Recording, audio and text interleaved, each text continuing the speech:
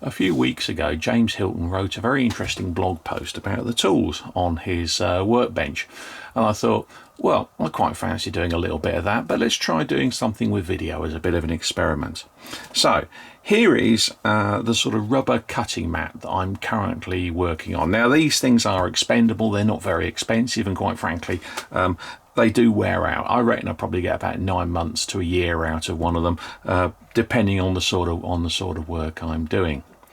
But I've picked 5 tools. Now, I've got lots and lots of tools, but I thought, let's see if I can pick out the 5 that I really wouldn't want to be without.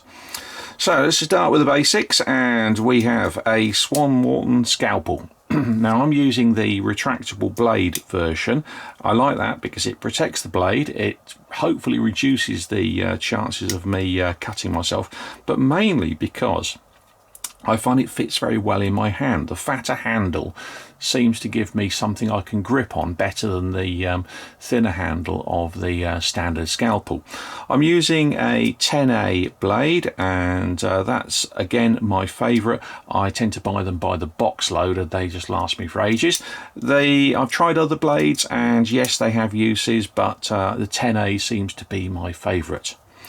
Next along, we have a small pair of pliers. Now, I've had these pliers for 20-25 years.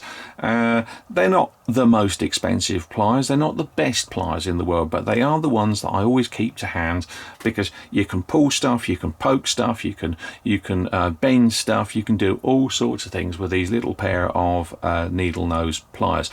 They're not, again, the thinnest pliers in the world. I have other pliers on my desk, but these are the ones that I've had longest and have given me best service. We need a flat bladed screwdriver. This happens to be one that I inherited with a rather nice brass handle on it. It's quite heavy, actually. I don't know anything about this thing other than it came to me, and it's sat around forming the part of my tool set. Again, used for prodding, poking, opening tins of paint, all sorts of little jobs. It's just one of those tools that you find incredibly useful for all sorts of things. You can even undo screws with it.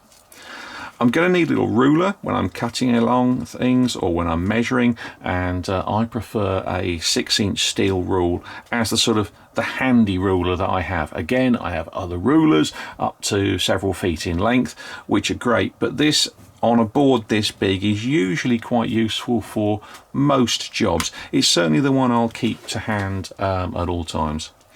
And then finally, a file.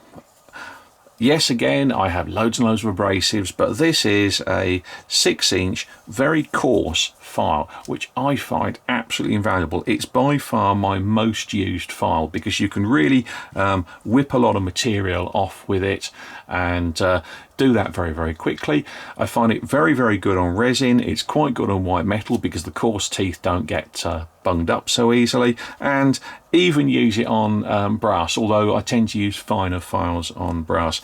Obviously, put a wooden handle on it. These things tend to come without wooden handles. Buy a wooden handle. Don't try and get clever, because you only stick the tang, which is the metal bit, into your hand.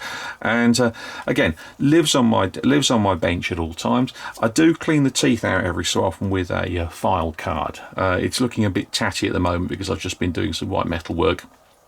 They always say don't file white metal. Well, I do, but I then use a file card to remove the muck out of the teeth and restore the file to something like its pristine form.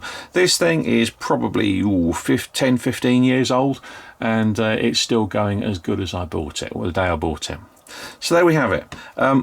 My top 5 tools. As I say, I've got lots of other tools, and if this works, perhaps I'll do some more videos explaining some of the other tools that are in my tool set. Hope you've enjoyed this. Please subscribe to my YouTube channel and visit my blog at philsworkbench.co.uk.